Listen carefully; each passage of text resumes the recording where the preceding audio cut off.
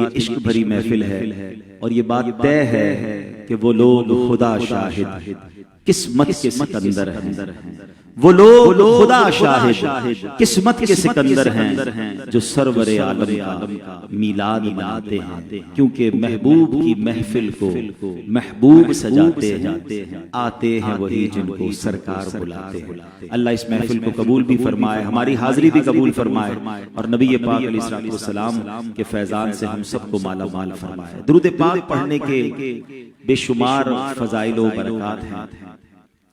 ایک بہت ہی کمال کی حدیث ہے، سرکار دو عالم صلی اللہ علیہ وسلم کا فرمان عالی شان ہے کہ جو کوئی شخص مجھ پر ایک مرتبہ درود پاک پڑھے، اللہ کریم اس پر اپنی 10 رحمتیں نازل فرماتا ہے، اس کے 10 گناہوں کو مٹا دیتا ہے اور اس کے نامہ اعمال میں 10 نیکیاں لکھی جاتی ہیں۔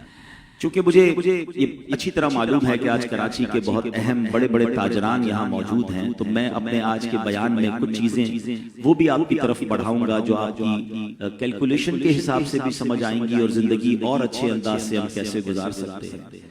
دیکھیں، قیامت کے دن آج ہم اپنی زندگی میں بیلنس شیٹ بناتے ہیں، چیک کرتے ہیں کہ ڈیٹ سائیڈ کیا ہے، کریڈٹ سائیڈ کیا ہے۔ اس حدیث کو میں ایک اور اسپیکٹ سے آپ کو سمجھانا چاہتا ہوں جس سے آپ کو ریئلائز ہو what is the importance of durood pak. قیامت کے دن بھی ایک بیلنس شیٹ بنائی جائے گی۔ آج ہم دیکھتے ہیں نا کہ کوئی بیچارہ اگر ڈیٹ میں زیادہ چلا گیا ہے، کریڈٹ کم ہے، تو ہم کہتے ہیں ڈیفالٹر ہو گیا ہے، یہ تو مائنس میں چلا گیا۔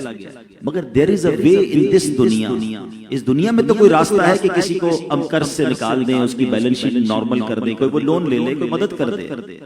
مگر قیامت کے دن جو بیلنس شیٹ بنے گی نا، وہ بڑی کروشل ہوگی۔ قرآن کہتا ہے فَأَمَّا مَنْ ثَقُلَتْ مَوَازِينُهُ فَهُوَ فِي عِيشَةٍ رَاضِيَةٍ۔ اللہ فرماتا ہے قرآن میں کہ جب قیامت کے دن جس کی نیکیوں کا پلڑا بھاری ہوگا، وہ جنت کے عیش میں ہوگا، مزے میں ہوگا۔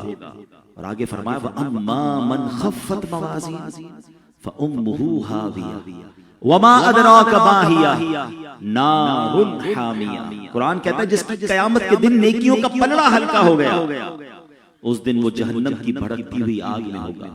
وہ بیلنس شیٹ بڑی کروشل ہے۔ وہاں روایتوں میں آتا ہے کسی کے پاس اگر ایک نیکی بھی کم پڑ جائے تو پھر وہ مارا پھرے گا، اپنی ماں کے پاس جائے گا، دوستوں کے پاس جائے گا، محبت کرنے والوں کے پاس جائے گا، but nobody help him on the day of judgment۔ کوئی ایک گڈ ڈیڈ، کوئی ایک نیکی بھی نہیں دے گا۔ تو پتا چلا کہ اس دن تو بیلنس شیٹ کریڈٹ میں ہونا ضروری ہے، ورنہ تو مارے جائیں گے، اس دن تو کوئی ہیلپ آؤٹ نہیں کر پائے گا۔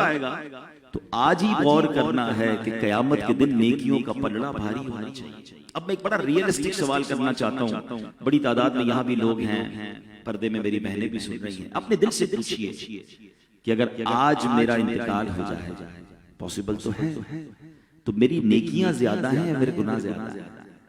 اور اگر دل سے یہ جواب آ رہا ہے کہ ہاں گناہ زیادہ ہیں، نیکیوں کا تو ویسے ہی پتہ نہیں کی ہیں تو قبول بھی ہوئی کہ نہیں، خلاص بھی نہیں ہوتا ہماری نیکیوں میں، تو پھر کیا کرنا ہے؟ کیا وہاں شرمندہ ہونا؟ تو اب ایسے کام کرنے ہیں کہ نیکیوں کا پلڑا بھاری ہو جائے، وہاں کی شرمندگی سے بچیں۔ اب دوبارہ یہ حدیث پاک سنیں کہ آقا علیہ السلام نے فرمایا جو ایک بار درود پاک پڑھے اس کے نامہ اعمال میں 10 نیکیاں لکھی جاتی ہیں، 10 گناہ معاف ہو جاتے ہیں، 10 درجے بلند ہو جاتے ہیں۔ تو اٹ مینز جتنے درود پاک میں پڑھتا جاؤں گا میری نیکیوں کا پلڑا بھاری ہوتا جائے گا، گناہوں کا پلڑا ہلکا ہوتا جائے گا۔ یہ میری قیامت والی بیلنس شیٹ کو بیلنس کرنے کا شاندار فارمولہ ہے۔ تو پلیز اپنی زندگی میں درود پاک کو شامل کیجئے، فضول باتوں سے اپنے آپ کو بچائیے۔ آج کل یہ سوشل میڈیا ہمارا گھنٹوں لے جاتا ہے، درود پاک ذکر و اذکار کے لیے وقت نکالیے۔ آئیے نیت کیجئے، میں بھی کثرت سے درود پاک پڑھنے کی نیت کروں، آپ بھی نیت کریں اور محبت کے ساتھ بآواز بلند درود پاک پڑھ لیں۔ صلو علی الحبیب صلی اللہ تعالی علی محمد صلی اللہ علیہ وسلم۔ نعت شریف کا ایک بہت ہی خوبصورت شعر ہے، ان کے جو غلام ہو گئے وقت کے امام ہو گئے، نام لیوا ان کے جو ہوئے ان کے اونچے نام ہو گئے۔ یاد رکھیے پیارے اسلامی بھائیوں، نبی پاک علیہ السلام، آج ہم ماشاءاللہ میلاد منانے جمع ہوئے، جن نے نبی پاک کے نام کو بلند کرنے کی کوشش کی نا، اپنا حصہ ملایا، اللہ نے ان کے ناموں کو عروج عطا فرمایا۔ اور نبی پاک سے جس چیز کو نسبت ملی، شاعر مشرق لکھتے ہیں نا، ذرہ ریگ کو دیا تو نے طلوع آفتاب، نبی پاک نے ریت کے ذرے کو بھی اگر ٹچ کیا تو اسے طلوع آفتاب بنا دیا۔ اس کی بہت ساری مثالیں ہیں۔ مدینہ منورہ کو دیکھیں، جب نبی پاک مدینہ پاک نہیں پہنچے تھے نا تو مدینے کو لوگ یثرب کہتے تھے، بلاؤں والی سرزمین کہتے تھے، مگر میرے آقا جب ہجرت کر کے مدینے پہنچے تو مدینے کے غبار میں بھی شفا ہو گئی۔ کیا فرمایا؟ جب سے قدم لگے ہیں رسالت مآب کے، جب سے قدم لگے ہیں رسالت مآب کے، جنت بنا ہوا ہے مدینہ حضور۔ اس سے پہلے تو مدینے کو کوئی نہیں جانتا تھا۔ یہ شان ہے میرے آقا، کیسے کیسے عروج عطا فرمایا، ذرہ ریگ کو دیا تو نے طلوع آفتاب۔ اگر نبی پاک کے بچپن کی بات کریں، عرب شریف میں بچپن میں لوگ اپنے بچوں کو دودھ پلانے کے لیے دائیوں کے حوالے کرتے تھے۔ اس کی دو تین ریزن تھی کہ بچہ گاؤں میں جائے گا تو اس کی زبان بھی اچھی، عربی لینگویج بھی امپروو ہوگی، اور اس کے ساتھ ساتھ اس کے ہیلتھ کے معاملات بھی بہتر ہو جائیں گے، آب و ہوا اچھی ہوگی۔ اس زمانے میں جب نبی پاک کی ولادت ہوئی تو مکے میں بہت ساری دائیاں آئیں کہ بچے لے کر جائیں گی اور انہیں دودھ پلائیں۔ ایک دائی کہتی ہے کہ میری باڈی میں بھی دودھ کم تھا، میں خود بھی کمزور تھی، اور جب مکے جا رہی تھی تو میرے جانور کا حال یہ تھا، میری اونٹنی سب سے پیچھے رہ جاتی تھی۔ قافلے والے مجھے ٹونٹ کرتے تھے، کہتے تھے اے حلیمہ تمہاری وجہ سے ہم پیچھے رہ جاتے ہیں، بار بار رکنا پڑتا ہے، تمہارا جانور پیچھے رہ جاتا ہے۔ کہتا ہے مکے پہنچی، سب دائیوں کو بچے مل گئے، مجھے کسی نے بچہ نہ دیا، کیونکہ میں خود بھی کمزور لاغر تھی، مگر میں نے دیکھا کہ ایک بچہ ایسا ہے جو کوئی لے کر بھی نہیں گیا، چہرہ بڑا نورانی ہے، مگر اس لیے چھوڑ گئے کہ اس بچے کے والد نہیں تھے۔ تو بی بی حلیمہ کہتی ہیں کہ میں نے سوچا کہ کوئی نہ لے گیا تو میں ہی لے جاؤں، خالی ہاتھ جانے سے بہتر ہے۔ مگر کمال یہ ہوا کہ جیسے اس بچے کو گود میں اٹھاتی ہوں، اپنے جانور پر ہم بیٹھتے ہیں، وہی اونٹنی جو سب سے پیچھے آ رہی ہے وہ اب سب سے آگے چل رہی ہے۔ قافلے والے کہتے ہیں اے حلیمہ کیا جانور بدل لیا ہے؟ تو میں نے کہا جانور نہیں بدلا۔ اس نے جو جواب دیا نعت کے شعر میں آپ کو سنا دیتا ہوں، مل کر پڑھ لیجئے گا۔ یہ کہتی تھی گھر گھر میں جا کر حلیمہ میرے گھر میں خیر الورا گئے ہیں، بڑے اوج پر ہے میرا اب مقدر، میرے گھر حبیب خدا گئے۔ کہتے ہیں اونٹنی نے بھی دودھ دینا شروع کر دیا۔ اپنے گاؤں پہنچی تو بی بی حلیمہ، اس زمانے میں لوگ چراغ جلاتے تھے، ساری رات چراغ نہیں جلاتے تھے، جتنی دیر ضرورت پڑتی تھی چراغ جلاتے تھے، چراغ گل کر دیتے، اندھیرے میں سو جاتے۔ گاؤں والوں نے نوٹس کیا کہ بی بی حلیمہ سعدیہ کا گھر ساری رات روشن رہنے لگا۔ صبح اٹھ کے گاؤں والے پوچھتے ہیں اے حلیمہ لگتا ہے بڑے پیسے آ گئے، اتنا چراغ جلاتی ہو؟ تو بی بی حلیمہ کہتی میں کوئی چراغ نہیں جلاتی، جو بچہ لائی ہوں اس کے چہرے سے نور اتنا نکلتا ہے کہ اس کی برکت سے ساری رات گھر روشن رہتا ہے۔ یہ ظلمت سے کہہ دو کہ ڈیرے اٹھا لے، کہ ہیں ہر طرف اب اجالے اجالے اجالے اجالے، کہا جن کو حق نے سراجم منیرا، میرے گھر وہ نور خدا گئے۔ اب سمجھنا یہ ہے کہ نبی پاک علیہ السلام نے جس جس چیز کو ٹچ کیا، جس کو نسبت ملی۔ I have a question for all of you، مجھے بتائیے اس سال مکے میں بہت ساری دائیاں آئی ہوں گی، کسی ایک کا نام بتا دیں بی بی حلیمہ کے علاوہ، ہمیں کسی کا نام نہیں پتا۔ آج 1450 سال گزر گئے، اس دائی حلیمہ کے قصیدے ہم گا رہے ہیں۔ اس کا کیا مطلب ہے؟ نام لیوا ان کے جو ہوئے، ان کے اونچے نام ہو۔ یہ بات سمجھنی ہے۔ ایک ایسے شخص جن کے ہاتھ میں ننگی تلوار تھی، انٹینشن کیا تھی کہ نبی پاک کو معاذ اللہ شہید کرنا، قتل کرنے کے ارادے سے آئے، مگر جلوہ جانا دیکھا، پیارے آقا کا دیدار کیا، کلمہ پڑھ کر مسلمان ہو گئے، دامن مصطفیٰ کیا ملا، میرے آقا نے کیسا بنا دیا، خود فرماتے میرے بعد کوئی نبی ہوتا تو عمر ہوتا، اللہ اکبر، اسے عمر فاروق بنا دیا۔ تو پتہ یہ چلا کہ جس کو پیارے آقا سے نسبت ہوتی جاتی ہے اللہ اسے عروج عطا فرماتا ہے۔ اور سبحان اللہ، صحابہ کرام علیہ رضوان کی جو تربیت نبی پاک نے فرمائی۔ آج میں دو عظیم صحابہ کا ذکر آپ کے سامنے کرنے آیا ہوں۔ ویسے تو بہت سارے صحابہ تاجر تھے، بڑے بڑے بزنس مین تھے، مگر یہ دو ہستیاں وہ ہیں جو one of the biggest business man of that era تھے، اس زمانے کے ملینئرز اور بلینئرز تھے، اور سبحان اللہ قطعی جنتی بھی ہیں۔ ویسے تو ہر صحابی جنتی ہے، مگر یہ وہ دو صحابہ ہیں کہ جن کو عشرہ مبشرہ میں ہونے کا شرف ملا۔ یہ 10 وہ صحابہ ہیں جنہوں نے نبی پاک کی زبان سے جنت کی بشارت سنی۔ آج بڑی تعداد میں یہاں بزنس مین بیٹھے ہیں، اور مجھے ٹاپک بھی یہ دیا گیا کہ آپ ذرا ان عظیم ہستیوں کی کچھ اوصاف بیان کریں کہ وہ کیسے تھے کہ اپنا بزنس بھی کیا اور جنت بھی کما لی، نبی پاک کا ساتھ بھی دیا اور اسلام کی بڑی خدمت بھی کی۔ بعض اوقات جب ہم بزنس میں پڑ جاتے ہیں ہم یہ سمجھتے ہیں جناب اگر بزنس میں زیادہ بڑے کام کرنے ہیں تو پھر دین کے کام کے لیے وقت مشکل سے ملے گا، اور جناب ترقی کے راستے بعض اوقات ہم رانگ چوز کر لیتے ہیں۔ آج آؤ میں آپ کو ایسے تاجروں کی بات بتانے جا رہا ہوں، one of the amazing personalities in the history of Islam. ایمان لانے کا واقعہ بھی بڑا عجیب ہے۔ ایک بڑا ہی نوجوان تاجر یمن جایا کرتا تھا بزنس ڈیل کے لیے، اور اسے وہاں پر ایک یمن میں راہب ملتا تھا۔ وہ راہب عبادت گزار تھا اور اس کا نام تھا اسکلان بن عواقل حمیری۔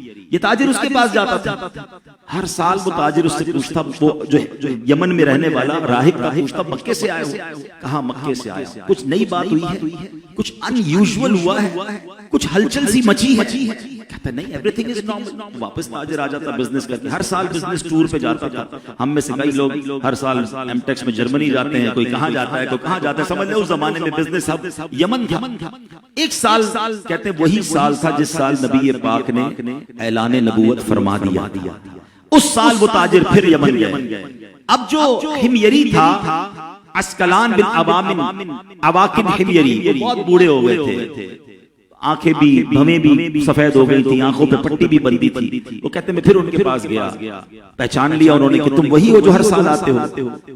کہا کہ کچھ میں تمہیں بتاؤں؟ اب وہ حمیری بتاتے ہیں، بزرگ بتاتے ہیں کہ تمہارے شہر میں کچھ نیا ہو چکا ہے، اللہ کے آخری نبی آ چکے ہیں، وہ اسلام کا پیغام لے کر آئے ہیں، اور وہ تمہارے رشتہ دار بھی ہیں۔ ایسا کرو بزنس ٹور چھوٹا کرو، جاؤ ان کی خدمت کرو، وہ تمہاری دنیا کے لیے بھی بہتر ہوگا، آخرت کے لیے بھی بہتر ہوگا۔ اور ایسا کرو میرے لیے، میں نے ان کے لیے کچھ اشعار لکھے، ان کی تعریف میں میں نے کچھ اشعار لکھے ہیں، یہ اشعار بھی لے جاؤ اور جا کر انہیں سنا دینا۔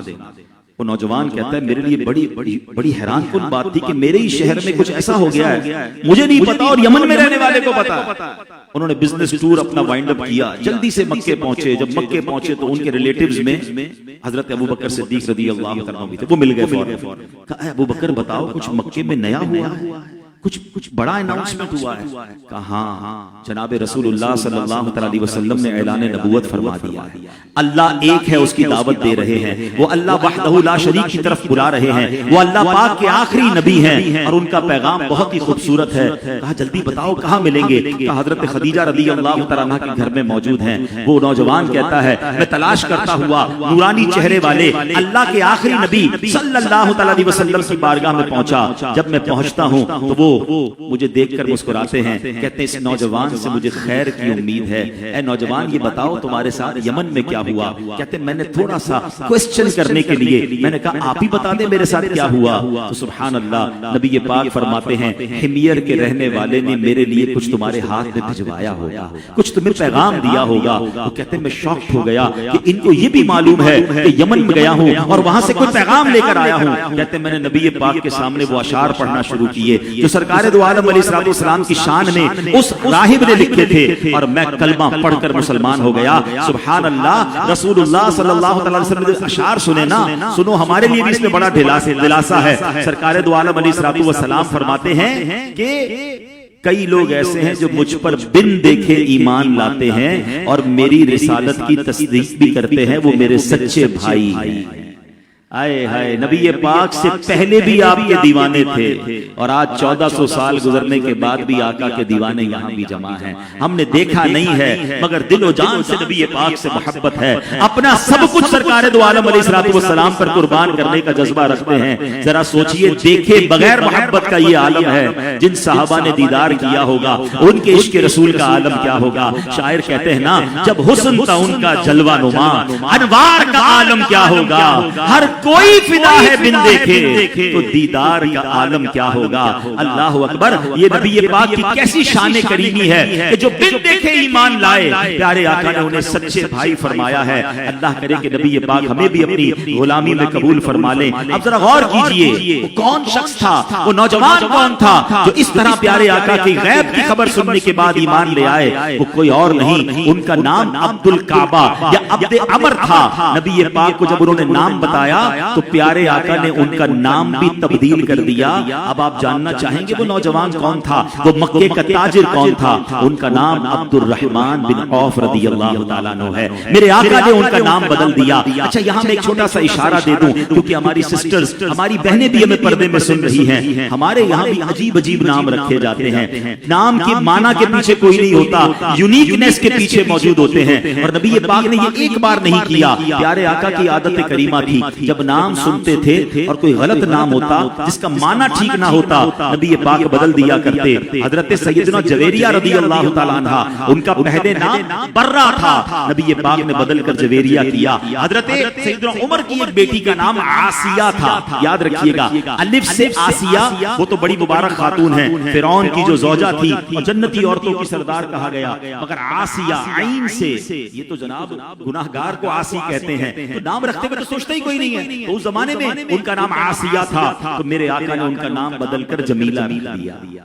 تو یہاں ایک مدری پھول لے لیجئے کہ بچوں کے اچھے نام رکھیں، اچھی نسبتوں والے نام رکھیں، یونیک ناموں کے چکر میں نہ پڑیں کہ جناب کو ایسا نام بتائیں چاہے اس نام کا معنی ہی کچھ نہ ہو۔ بلکہ اب تو عجیب و غریب نک نیم اور ٹامی پتہ نہیں کون کون سے نام سننے کو مل رہے ہوتے ہیں کہ مسلمانوں کے نام نہیں ہوتے، یہ تو اداکاروں کے اور پتہ نہیں فلموں سے ایکسٹریکٹ کر کے نام رکھ رہے ہیں۔ نہیں، ہم سرکار علیہ السلام کے امتی ہیں، نام رکھنا ہے تو صحابہ، اہل بیت، اولیاء کے نام پر نام رکھیں۔ اور ہمیشہ ایک اور مدری پھول لے لیں کہ اپنے بچوں کا نام، بیٹا ہو تو کوشش کریں اس کا نام محمد رکھیں۔ پکارنے کے لیے بے شک پھر آپ کوئی بھی اچھا سا نام رکھ لیں کسی صحابی، کسی ولی کے نام پر، مگر نام محمد رکھیں۔ سرکار دو عالم صلی اللہ علیہ وسلم نے فرمایا کہ جس کے لڑکا پیدا ہو اور وہ میری محبت اور میرے نام پاک سے تبرک کے لیے اس کا نام محمد رکھے، وہ اور اس کا لڑکا دونوں جنت میں جائیں گے۔ سبحان اللہ۔ تو پھر نبی پاک سے محبت کے لیے اپنے بچوں کا نام یہ رکھے۔ پکارنے کے لیے آپ نام ڈیفرنٹ کر سکتے ہیں۔ اچھا، یہاں ایک اور وظیفہ بھی بتا دیتا ہوں کہ اگر کوئی بیٹے کے تمنائی بیٹھے کہ بیٹا چاہیے، تو علماء فرماتے ہیں اگر حمل ٹھہر جائے اور یہ نیت کر لے کہ اگر بیٹا ہوا تو نام محمد رکھوں گا، انشاءاللہ اللہ اسے بیٹا عطا فرمائے گا۔ تو یہ میرے آقا کے نام کی برکت ہے۔ چلیں لگے ہاتھوں، میں نام کے حوالے سے بھی آپ کو بتا دیا کہ نام اچھے رکھنے چاہیے، کیونکہ قیامت کے دن بندوں بچوں کو ان کے باپوں کے نام کے ساتھ پکارا جائے گا۔ اب سوچیں کسی کا کسی اداکار کے نام پر یا پتہ نہیں کس کے نام پر نام رکھا ہے اور قیامت میں سب کے سامنے اس کو اس نام سے پکارا جائے، کیا مزہ آئے کہ مجھے قیامت کے دن محمد کے نام سے پکارا جائے، بلال کے نام سے پکارا جائے، ابو بکر کے نام سے پکارا جائے، عثمان غنی کے نام سے پکارا جائے، مولا علی کے نام سے پکارا جائے، ہماری بچیوں کو بی بی فاطمہ کے نام سے پکارا جائے۔ ارے ان کی نسبتیں ہوں گی تو ان شخصیتوں کا کرم بھی ہو جائے گا اور ساتھ جنت میں جانا بھی نصیب ہو جائے گا۔ تو ہمیں اچھے نام رکھنے چاہیے اپنے بچوں کے، اور اللہ نہ کرے اگر برے نام رکھ دیے ہیں تو علماء سے مشورہ کر کے اسے چینج کر لینے چاہیے۔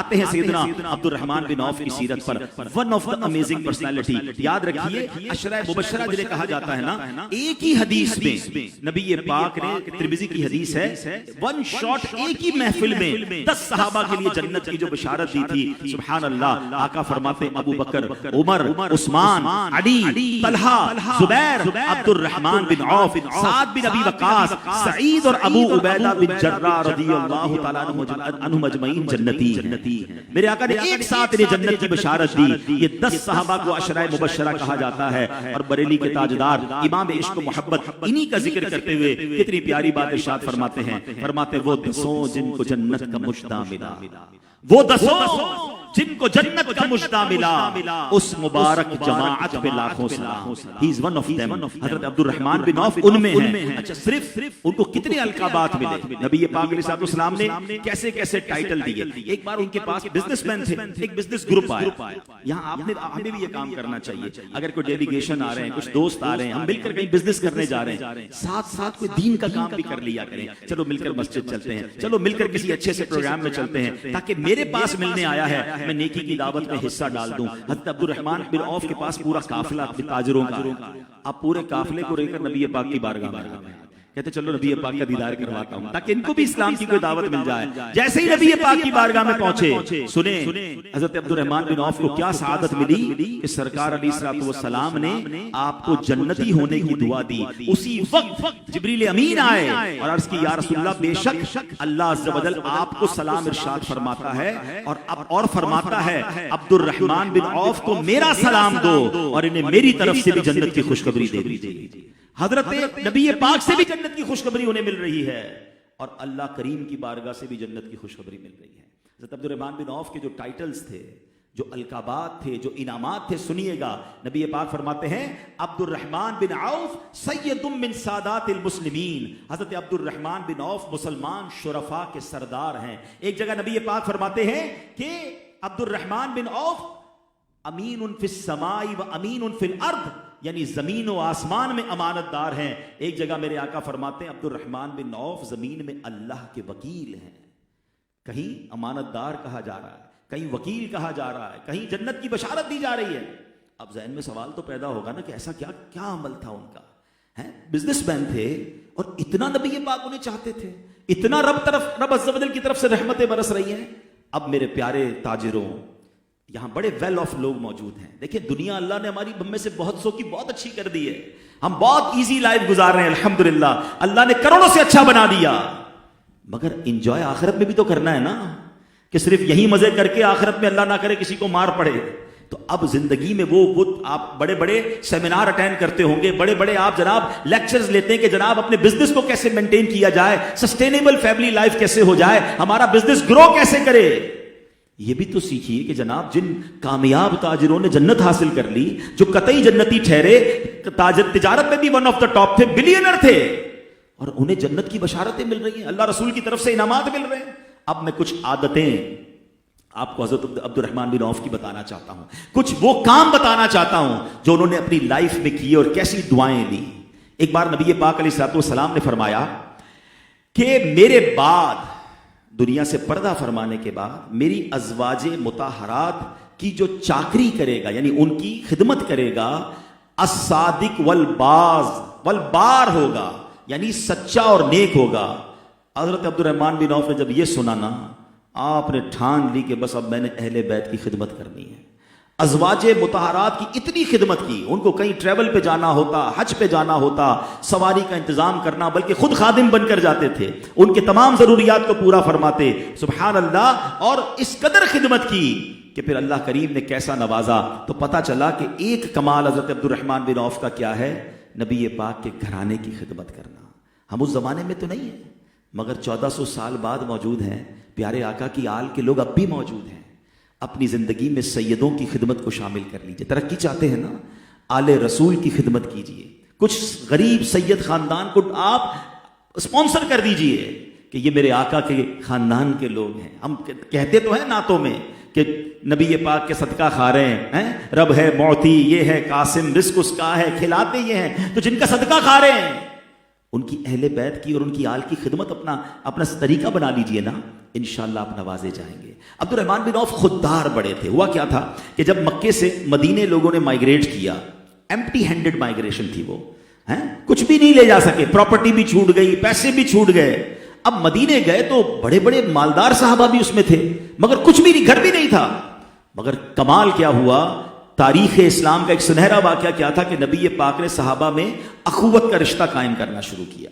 نبی پاک نے ایک صحابی کی ایک انصار صحابی کو مہاجر صحابی کی، مہاجر وہ تھے جو مائگریٹ کر کے گئے تھے، انصار وہ تھے جو پہلے سے وہاں سیٹل ڈاؤن تھے. تو نبی پاک نے فرمایا کہ سب ایک ایک صحابی کی ایک ایک فیملی کو اسپانسر کریں اور ان کو ٹیک کیئر کریں. حضرت عبد الرحمن بن عوف جو تھے، ان کے پاس جن صحابی کے ساتھ نبی پاک علیہ الصلوۃ والسلام نے ان کو یوں سمجھیے کہ ایڈجسٹ کیا یا حکم فرمایا کہ ان کا رشتہ بنا دیا، ان صحابی کا نام تھا حضرت سعد بن ربیع انصاری. اچھا وہ تو کمال کے، وہ بڑے ویل آف تھے، بڑے پیسے والے تھے. حضرت عبد الرحمن بن عوف کو وہ اپنے گھر لے گئے کہ دیکھیں میری اتنی پراپرٹیز ہیں، اتنے پیسے ہیں، آدھا آپ کا آدھا میرا، میرے آقا نے آپ کو میرا رفیق بنایا نا، تو اب ساری ذمہ داری میری ہو گئی. پراپرٹیز آدھی آدھی، پیسے آدھے آدھے. مگر اگلی آفر اتنی حیران کن تھی، وہ کہتے میری 2 بیویاں ہیں، آپ ایک پسند فرما لیں، میں اس کو طلاق دیتا ہوں، عدت کے بعد آپ اس سے نکاح کر لیں، کیونکہ مجھے آپ کا رفیق نبی پاک نے بنایا ہے. اللہ اکبر، ایسا ایثار، سب کچھ 50-50. مگر اس سے بڑا کمال حضرت عبد الرحمن بن عوف کا تھا، آپ نے 1 روپیہ بھی نہیں لیا، کوئی آفر قبول نہیں کی. خودداری دیکھیں، فرماتے مجھے کچھ نہیں چاہیے، مجھے بتاؤ مدینے میں بازار کہاں ہے، مارکیٹ کہاں ہے، آئی نو مائی بزنس ویری ویل، مجھے طریقہ بتاؤ کدھر جانا ہے، اس کے بعد میں جانوں اور میرا کام جانے. اللہ اکبر، اتنی بڑی آفر کو ٹھکرایا. حضرت عبد الرحمن بن عوف مدینے کے بازار جاتے ہیں، گھی اور پنیر کا کاروبار آپ نے شروع کیا. اللہ اکبر، آج ہم بات کر رہے ہیں کہ وہ بلینر ہیں. مدینے میں ایمٹی ہینڈڈ گئے تھے، مگر امانت داری، سچائی سے ایسا بزنس گرو کیا کہ سبحان اللہ کہاں کے کہاں پہنچ گئے. تو یہاں ایک اور پوائنٹ سیکھنے کو کیا ملا؟ اپنے اندر خودداری ہونی چاہیے، دوسروں کے مال پر، دوسروں کی مدد پر نظر نہیں ہونی چاہیے. یہاں ان لوگوں کے لیے بھی درس ہے جو چھوٹے چھوٹے معاملے پر لوگوں کے سامنے ہاتھ پھیلاتے ہیں، لوگوں کے پاس جا کر جناب اپنی چیزیں مانگنا شروع کر دیتے. نہیں، وہ شاعر کہتے ہیں نا، کسی کا احسان کیوں اٹھائیں، کسی کو حالات کیوں بتائیں، تمہیں سے مانگیں گے تم ہی دو گے، تمہارے در سے ہی لو لگی. اللہ ہمیں اپنے در کے سوا کسی کا محتاج نہ بنائے. وہ کہتے ہیں نا، دینے والا ہاتھ ہمیشہ اوپر رہتا ہے، برکتوں والا ہوتا ہے. اللہ کبھی مانگنے والا ہاتھ ہمیں نہ بنائے، اور ہمیشہ مشکلات میں رب کی بارگاہ میں، اس کے حبیب علیہ الصلوۃ والسلام کی بارگاہ میں رجوع لائیں، دنیا والوں کی طرف نہ بڑھیں. تو اے میرے پیارے اسلامی بھائیوں، ایسی خودداری تھی. ایک بار حضرت عبد الرحمن بن عوف 8000 درہم لے کر نبی پاک کے پاس آئے. کہتے حضور 8000 ہیں، 4000 گھر والوں کے لیے چھوڑے، 4000 اللہ کی راہ میں آپ کے پاس لائے. 50% راہ خدا میں خرچ کیا. اللہ کے حبیب علیہ الصلوۃ والسلام نے دعا دی کہ اے عبد الرحمن، اللہ تمہارے مال میں برکت ڈال دے. کہتے ہیں نبی پاک سے ایسی دعا لی کہ مجھے یقین ہوتا تھا پتھر بھی اٹھاؤں گا تو سونا نکلے گا. میری ہر بزنس ڈیل کامیاب ہوتی چلی گئی. اور یہ حال ہوا کہ جب آپ کا وصال ہوا تو اتنا سونا آپ نے چھوڑا تھا کہ ترکہ تقسیم کرنے کے لیے کلاڑے کے ذریعے اس سونے کو توڑا جا رہا تھا، اور توڑنے والوں کے ہاتھوں میں چھالے پڑ گئے. اتنا بڑا سرمایہ حضرت عبد الرحمن بن عوف چھوڑ کر گئے. اسٹارٹ کیا کیا تھا؟ ایمٹی ہینڈڈ تھے، گئے مدینے کے بازار میں تھے. خودداری تھی، اہل بیت کی خدمت تھی، سخاوت تھی. اللہ نے کیسی برکت ڈال دی. آپ سے پوچھا گیا کہ جناب اتنی ترقی کیسے کر لی؟ کہتے میرا بزنس کا ایک ہی فارمولا تھا، میں چھوٹے نفع کے اوپر مال گما دیتا تھا، میں چھوٹے نفع پر سیل آؤٹ کرتا تھا، ہول سیل میں بڑا کام کرنے کی کوشش کرتا تھا، پروفٹ زیادہ نہیں رکھتا تھا. کمال کا آپ کا فارمولا تھا، سچ یقیناً تھا، ایمانداری یقیناً تھی. مگر سبحان اللہ جب نبی پاک کی دعائیں بھی ساتھ تھی تو ترقی ہوتی چلی گئی. حضرت عبد الرحمن بن عوف کے بارے میں آتا ہے کتنی سخاوت کی، اللہ کی راہ میں کتنا خرچ کیا. سبحان اللہ، سنتے جائیے اور اپنے جذبہ سخاوت کو بھی اور بڑھاتے جائیے. حضرت عبد الرحمن بن عوف کے ایسے غنی تھے، نبی پاک فرماتے ہیں میری امت کے مالداروں میں سب سے پہلے عبد الرحمن بن عوف جنت میں داخل ہوں گے. تو ایسے کئی بار ہزاروں درہم، لاکھوں درہم، کبھی اونٹ چاہیے تو مسلمانوں کو دے رہے ہیں، اہل بیت کی خدمت کر رہے ہیں. تو اللہ ہمیں ان کا صدقہ عطا فرمائے. تو بزنس کمیونٹی کے لیے پیغام یہ ہے کہ ایمانداری سے کام کریں، سچائی کے ساتھ کام کریں. حدیث پاک کا مضمون ہے کہ امانت دار اور سچا تاجر قیامت کے دن صدیقین، انبیاء اور شہداء کے ساتھ ہوگا. یہ کسی مفتی کی فضیلت نہیں بیان ہو رہی، بزنس مین کی ہے، مگر سچا امانت دار ہے تو پھر اللہ پاک کیسی برکت دیتا ہے. اب آخر میں حضرت عثمان غنی کی بھی کچھ بات کر لیں. آئے ہائے ہائے، یہ دوسرے صحابی ہیں اور یہ بلینر ہیں اس زمانے کے، اور کیسے اتنا مال ہے مگر سبحان اللہ آپ کا جو مائنڈ سیٹ تھا نا، اللہ سیدنا عثمان غنی کی نیکیوں کی حرص کا صدقہ عطا فرما دے. اللہ غنی، یقین کریں امیزنگ پرسنالٹی ہیں. ارے ایک بار جس کو جنت کی بشارت مل گئی، اب اس کو اور کیا ضرورت ہے؟ ہمیں تو جناب حج کر لے تو ہمیں لگتا ہے جنت کے ٹکٹ مل گیا ہے. بندہ حج کر کے آتا ہے ایسا سمجھتا ہے پکا ہو گیا، اب تو کچھ نیکی نہ بھی کروں تو سب چلے گا. یہ بار بار جنت کی بشارت دے رہے ہیں، اور ایک بار نہیں ہوا. ہمیں وہ واقعہ تو یاد ہے کہ غزوہ تبوک کے موقع پر جناب جب مسلمانوں کو سامان کی ضرورت تھی، حضرت عثمان غنی کھڑے ہوئے، 100 اونٹ، پھر 200، پھر 300، اور نبی پاک سے جنت کی بشارت لی. صرف ایک بار ایسا نہیں ہوا. ایک بار مسجد الحرام مکہ پاک میں، سنیں انویسٹمنٹ کیسی ہے.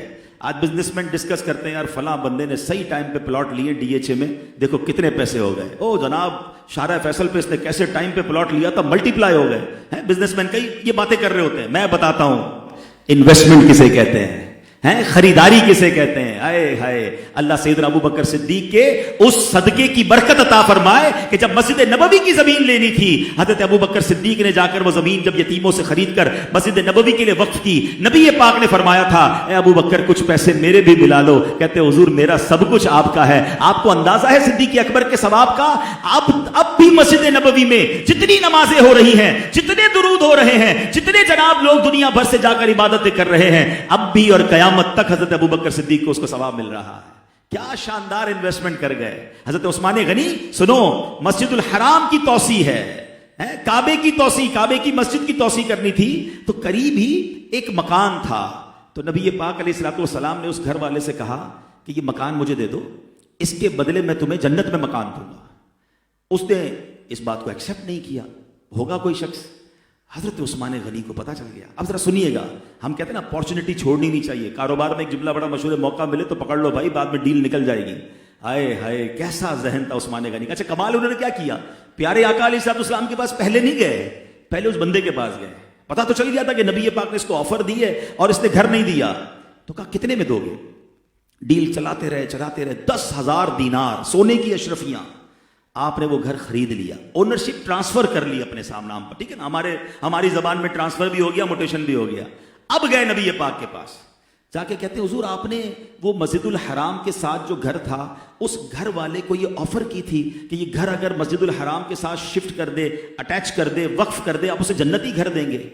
حضور آپ کو بتانا یہ تھا وہ گھر اب میرا ہو گیا ہے، کیا میرے لیے بھی آفر ہے؟ آئے ہائے نبی پاک نے فرمایا عثمان تمہارے لیے بھی آفر ہے. کہتے حضور یہ گھر میں اللہ کے لیے وقف کرتا ہوں. صرف ایک بار نہیں، مسجد نبوی کے برابر میں ایک پلاٹ تھا. سبحان اللہ. حضرت ابو بکر صدیق نے تو جگہ لی، اب جگہ شارٹ پڑ گئی، اور ایکسٹینڈ کرنا تھا. تو نبی پاک نے ایک پلاٹ تھا، اس سے فرمایا کہ یہ زمین کا ٹکڑا مجھے دے دو، اس کے بدلے مجھ سے جنت میں یہ پلاٹ لے لینا. اس نے بھی یہ آفر نہیں مانی. حضرت عثمان غنی جیسا بزنس مین کون تھا؟ ڈیل پتا چل گئی، گولڈن ڈیل، پری لانچنگ کہتے ہیں نا، پکڑ لو بھائی پھر مہنگا ہو جائے گا بعد میں. حضرت عثمان غنی کو پتا چل گیا، فوراً اس کے پاس پہنچتے ہیں، فرماتے یہ پلاٹ مجھے دے دو. پلاٹ خریدا. آقا سے کہتے ہیں حضور اب میں اللہ کے لیے وقف کرتا ہوں، کیا مجھے بھی جنت میں پلاٹ ملے گا، مجھے بھی جنت میں زمین ملے گی؟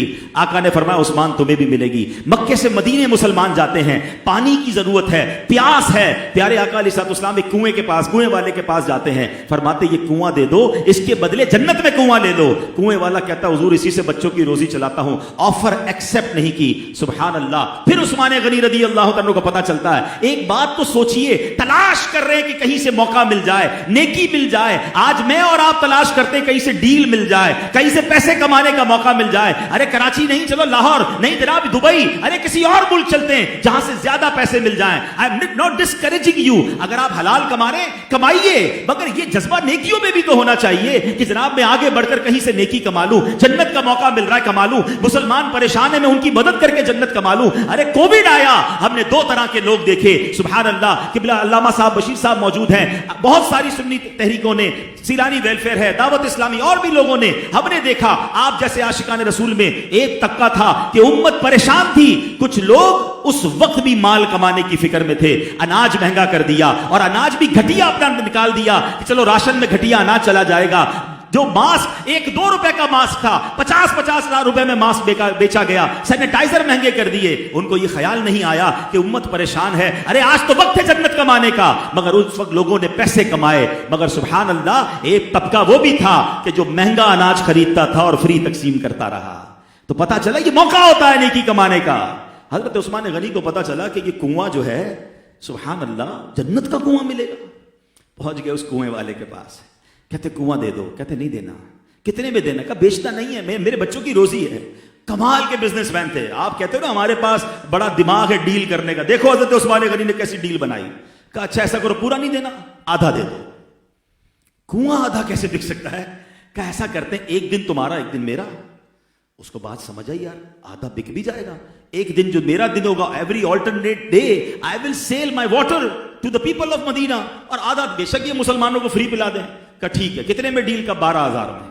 پہلے وہ 25-30 ہزار میں بھی دینے کے لیے تیار نہیں تھا. 12,000 دینار میں آپ نے آدھا کنواں خرید لیا. اب مائنڈ سیٹ دیکھیں آپ نے کیا کیا. جو آپ کا دن تھا نا حضرت عثمان غنی کا, فار ایگزامپل منڈے کا دن ان کا تھا, ٹیوزڈے کا دن اس بندے کا تھا, آپ نے اعلان کر دیا کہ پیر والے دن سارے مدینے والوں کے لیے پانی فری ہے. اب کیا ہوا, مسلمان تو آئے, غیر مسلم بھی آئے, سب نے پانی لیا, جانور بھی انہوں نے ان کے پانی بھر کے لے گئے. اب ٹیوزڈے کا دن آیا تو اس سے کوئی پانی خریدنے نہیں آ رہا. لوگوں کو ایک دن پہلے فری مل گیا, ان کو پتا ہے ویڈنسڈے کو پھر فری مل جائے گا, every alternate day water is free. کیا کمال کی ڈیل بنائی. وہ بندہ سوچ میں پڑ گیا کہ یہ میں نے کون سی ڈیل کر لی, اب تو پانی کوئی نہیں خرید رہا مجھ سے. حضرت عثمان غنی تھوڑے دن بعد گئے کہ اب کیا ارادہ ہے, آدھا باقی بیچنا ہے. کہا لے لو بھائی آدھا, اب کا کم پیسوں میں لوں گا. پہلے تو زیادہ پیسے میں بیچا تھا نا آدھا, پہلا 12,000 میں لیا, اگلی ڈیل 8,000 میں بنائی, 20,000 دینار میں پورا کنواں لیا, آقا کے پاس پہنچ گئے. کہتے حضور وہ آفر میرے لیے ہے جو اس کو دی تھی کہ کنواں کے بدلے جنت میں کنواں ملے گا. نبی پاک فرماتے ہیں عثمان تمہارے لیے بھی ہے. کنواں خرید کر مسلمانوں کے لیے وقف کیا اور جنت کا کنواں حاصل کر لیا. اب میں کنکلوژن کی طرف آتا ہوں. کاش ہم تاجروں کو, ہمارے بھائیوں کو, میری بہنیں بھی سن رہی ہیں, جس طرح ہماری بہنوں کو کس چیز کی لالچ ہوتی ہے, نئی ڈیزائن آئی ہے آج کل, یہ فیشن ہے, یہ والا کپڑا بنانا ہے, ابھی کل بنایا تھا, نہیں وہ تو پورا پرانا ہو گیا. یہ تو آج تک سمجھ نہیں آیا کہ ایک دعوت میں پہن لیا دوبارہ پہننا ہی نہیں ہے. وہ ان کا یہ شوق بنا ہوا ہے کہ خرچے کرنے کپڑوں پر, زیور پر, ادھر ہی مال لگائی جانا ہے. بزنس مین کا شوق کیا ہے آج کل, آئٹم کون سی ہے, بے شک اس کا کام کپڑے کا ہے, اس کو پراپرٹی کا بھی کرنا ہے, پراپرٹی کا کرتے کرتے اناج میں پروفٹ ہے, ادھر بھی گھس جانا ہے, بعد میں سارے کام کر کے پریشان بھی ہو رہے ہوتے ہیں. اللہ کے بندے صبر کرو, تھوڑا ایک کام پر توجہ دے کر اس پہ ترقی کریں, اور پھر کوئی دین کے لیے بھی وقت رکھیں, اپنی صحت کا بھی ٹائم رکھیں. کچھ لوگ تو اتنا کام کر رہے ہیں کہ سو نہیں پاتے. میں کئی بزنس مین کو خود مشورہ دیا کہ اپنی آنکھیں دیکھو لال ہو گئی, آپ سوتے ہی نہیں ہیں, دن رات کام کر رہے ہیں, بعض اوقات ہاسپٹلائز ہو جاتے ہیں. تو جو نصیب میں ہے وہ مل کر رہے گا. اتنا کاروبار کو وقت دینا ہے, آخرت کو ٹائم کب دیں گے؟ تو میں آج آپ کے سامنے 2 عظیم بزنس مین کی باتیں لے کر آیا ہوں. لالچ اپنے اندر پیدا کریں کہ مجھے جنت کہاں سے ملے گی. حضرت عثمان غنی کی سیرت سے کیا ملا؟ مسجدیں بنانے کا شوق ہے, جیسے ہی موقع ملتا پلاٹ خرید کر مسجد میں دے رہے ہیں. اللہ کرے ہم بھی یہ شوق پیدا کریں کہ ہم کم از کم زندگی میں ایک مسجد تو بنائیں. حدیث پاک کا مضمون ہے جو اللہ کے لیے مسجد بناتا ہے اللہ اس کے لیے جنت میں گھر بناتا ہے. اپنی لائف میں سب نے ہم نے گھر بنا لیے, جنت کا گھر بنایا نہیں بنایا. مزہ کیا ہے, کوئی آپ سے پوچھے آپ کا گھر کہاں ہے, آپ کا ڈیفینس میں فلاں فیز میں رہتا ہوں, اور ایک جنت میں بھی گھر ہے. کیوں بھائی؟ میں نے اللہ کے نبی کے وعدے پر یقین کرتے ہوئے اللہ کا گھر بنایا, اللہ انشاءاللہ جنت میں بھی مجھے گھر دے گا. جنت کا ایڈریس بھی تو رکھو نا اپنے پاس. تو الحمدللہ دعوت اسلامی دنیا بھر میں مسجدیں بنا رہی ہے. آئیے ہمارا ساتھ دیجیے, مل کر مسجدیں بناتے ہیں اپنے لیے, اپنے محرومین کے لیے. پھر پانی کا صدقہ, ماشاءاللہ سیلانی والے ماشاءاللہ پورے پاکستان میں الحمدللہ کنویں کھدوا رہے ہیں. پانی کا صدقہ ہم بھی کر رہے ہیں, FGRF دعوت اسلامی کی طرف سے, کسی کے ساتھ بھی کریں, خود کریں, مگر پانی کا صدقہ ایکچولی مائنڈ سیٹ بنائیں کہ میں صدقہ کر کے, نیکی کر کے, اور صرف پیسوں سے نیکیاں نہیں ہوتی ہیں, کسی کی مدد کر کے بھی نیکی ہوتی ہے, کسی کی جائز سفارش کر کے بھی نیکی ہو جاتی ہے, کسی کی جناب دل جوئی کر کے بھی نیکی ہو جاتی ہے. لیکن نیکیوں کا جذبہ رکھیں. جیسے آج آخری بات, آج جمعے کا دن ہم نے گزارا ہے ماشاءاللہ. آپ کو پتہ ہے جمعے کے دن کی ایک نیکی 70 نیکیوں کے برابر ہے. ہمارے اسلاف تلاش کر کر کے جمعے کے دن نیکیاں کرتے تھے. فار ایگزامپل آپ نے سنڈے کے دن کسی مریض کو دیکھنا ہے, منڈے کو کوئی چیریٹی کرنی ہے, کوشش کریں اس کو فرائیڈے کو ڈائیورٹ کر لیں. یار منڈے کو کروں گا 1 نیکی ملے گی, سنڈے کو کروں گا 1 ملے گی, فرائیڈے کو کروں گا 70 مل جائیں گی. تو بزنس مین مائنڈ سیٹ بناؤ نا, تو اللہ کرے کہ نیکیاں کمانے, کیونکہ مرنے کے بعد نیکیاں نہیں کما سکیں گے. یہ بات یاد رکھیے گا. جس دن میری اور آپ کی آنکھیں بند ہوئیں, اکاؤنٹ کلوز. مولا علی فرماتے نا, آج عمل کا دن ہے, کل حساب کا دن ہوگا. آج ایسا عمل کر لو کہ کل جزا ملے. اور ہاں, صدقہ جاریہ ایک ایسا کام ہے جس میں بہت ساری طریقے ہیں ماشاءاللہ, جس میں آپ کنویں کھدوائیں, مسجدیں بنائیں, درخت لگائیں, یتیم خانہ ہے, اور ماشاءاللہ غریبوں کو جو کھانا کھلانے والا کام, یہ نیکیاں ہیں. اللہ کرے کہ ان عظیم بزنس مین, عظیم تاجر صحابہ کے صدقے اللہ ہمیں بھی ایمانداری والی تجارت نصیب فرمائے، اپنی راہ میں دل کھول کر خرچ کرنے کا جذبہ عطا فرمائے، دنیا میں رہ کر اپنی آخرت بہتر کرنے کا مائنڈ سیٹ نصیب فرمائے، صرف میری دنیا بہتر ہو جائے یہ سوچ نہ ہو، اللہ کرے یہ سوچ بن جائے کہ میری آخرت ایسی آرام دہ ہو کہ جب قبر میں جاؤں، آپ کو پتا ہے جب نیک لوگ قبر میں جائیں گے نا، ان کو کیا کہا جائے گا؟ نم کا نومۃ العروس، سو جا کہ جیسے دلہن سوتی ہے۔ اللہ کرے جب ہم قبر میں جائیں تو ہماری قبر نور مصطفیٰ سے جگمگا جائے۔ ہمارے آج کتنے نرم نرم بستر ہیں، ہمیں اپنے بیڈ کے بغیر نیند نہیں آتی، ہم نے اپنا پلو الگ رکھا ہوا ہے، اسپیشل پلو رکھا ہے، یار میری گردن میں درد ہو جاتا ہے۔ یہاں 50-60 سال کے لیے اتنا نرم بستر، قیامت تک جس قبر میں رہنا ہے وہ بستر نرم ہے کہ نہیں؟ فکر کی کہ نہیں؟ یہ نیکیاں ہوں گی تو ہوگا نا۔ ہاں، جنت کا باغ بن جائے گی قبر اس کی جس کے رب راضی ہوگا۔ تو اچھی زندگی گزاریے تاکہ قبر میں بھی چین ملے، جنت میں بھی ہمیں بلا حساب داخلہ مل جائے۔ اللہ پاک عمل کرنے کی توفیق عطا فرمائے، اللہ کریم آج کے اس اجتماع کو قبول فرمائے اور اس اجتماع کو ہماری زندگی میں بدلاؤ کا سبب بنا دے۔ دیکھیں نا کتنی بار ہم ربیع الاول کے اجتماع میں گئے ہوں گے، ربیع الاول کے اجتماع کے بعد کیا میرے اندر تبدیلی آتی ہے کہ نہیں؟ اس بار میلاد کے بہت سارے پروگرام آپ نے اٹینڈ کیے ہوں گے، صبح بہارا کے وقت بھی ہو سکتا ہے آپ نے دعائیں کی ہوں گی، مگر میرے اوپر فرق کیا پڑا؟ یہ ضرور کوسچن کیا کریں۔ ہمارا عقیدہ ہے کہ الحمدللہ اس مہینے میں رب کی بہت ساری رحمتیں برسیں، مگر میلاد کا مہینہ گزرنے کے بعد بھی میں بے نمازی رہا، جو جھوٹ بولنے والا تھا وہ جھوٹا ہی رہا، جو حرام کمانے والا حرام کمانے والا ہی رہا۔ تو پھر اس کو اس مہینے سے کیا فائدہ ہوا؟ کیا کو برکت ملی؟ اس کو چینج کیا آیا؟ تو اس کا مطلب یہ ہے کہ بارش تو ہوئی مگر دل کی زمین لگتا ہے صاف نہیں تھی، کیونکہ جب بارش پڑتی ہے نا گندگی پر وہ کیچڑ بنا دیتی ہے، مگر جب صاف زمین پر بارش پڑتی ہے تو پھول کھلا دیتی ہے، سبزہ اگ جاتا ہے۔ تو مجھے یہ چیک کرنا ہے کہ اس پورے مہینے میں جو میں نے اتنے سارے پروگرامز اٹینڈ کیے، رحمت کا مہینہ آیا، میرے دل میں عبادت کا پھول کھلا کہ نہیں؟ سچ کا پھول کھلا یا نہیں؟ میری بہنیں سوچیں کہ کیا اس مہینے کی برکت سے ہم نبی پاک کی مبارک شہزادی بی بی فاطمہ کی کنیزیں ہیں میری بہنیں، ان کے پردے کا عالم کیا تھا کہ قیامت کے دن جب بی بی فاطمہ کی سواری گزرے گی تو فرمایا جائے گا کہ سب لوگ اپنی آنکھیں نیچی کریں، خاتون جنت کی سواری گزر رہی۔ اتنا پردہ ہے بی بی فاطمہ کا، اور ان کی کنیزیں کہلانے والی بے پردے کا گھوم رہی ہیں۔ تو کم از کم اس مہینے میں یہ تو فرق آئے کہ میری آنکھوں میں حیا آئے، میرے اندر پردے کی توفیق آ جائے۔ میری بہنوں کے لیے کہہ رہا ہوں، اور سارے بھائی سوچیں کہ اگر اس مہینے میں بھی میری لائف میں کوئی بدلاؤ نہیں آیا نا تو I have to check my heart, لگتا ہے دل میں ابھی بھی گندگی ہے۔ اس کو صاف کیجئے، پھر دیکھیں ہر محفل، ہر نعت، ہر بیان، ہر دعا ہمارے دل میں انشاءاللہ عبادت کے پھول کھلائے گی، عشق رسول کا سبزہ اگے گا، انشاءاللہ آپ دیکھیں گے کہ دل نورانی ہو جائے گا۔ اللہ پاک ہمیں عمل کی توفیق عطا فرمائے، آمین بجاہ النبی الامین صلی اللہ تعالیٰ علیہ وسلم۔ ایسی پیاری باتیں دعوت اسلامی کے ماحول میں سکھائی جاتی ہیں۔ آپ مزید ایسے بیانات سننا چاہتے ہیں، مدنی چینل دیکھیے، ہمارے سوشل میڈیا کے جو پلیٹ فارمز ہیں اس کو آپ سبسکرائب کر دیں، تو اس طرح کی پازیٹیو اسپیچز جو ہیں دل پر اثر کرتی رہیں گی، اور ایک دن آئے گا کہ انشاءاللہ ہم بھی اللہ نے چاہا تو بدل جائیں گے۔ امجد بھائی، افضل بھائی، سلمان بھائی اور ان کی پوری فیملی کا میں شکریہ ادا کرتا ہوں کہ مجھے موقع دیا، اور اس پوری محفل سے جانے پر آپ کو مبارکباد پیش کرتا ہوں۔ اللہ پاک قبول فرمائے، اور میں قبلہ سے معافی چاہتا ہوں، میں نے کچھ منٹ زیادہ لے لیے جو مجھے حکم دیا گیا تھا۔ ہمیشہ کی طرح شفیق ہیں، مجھے معاف بھی فرمائیں گے۔ اللہ پاک قبول فرمائے۔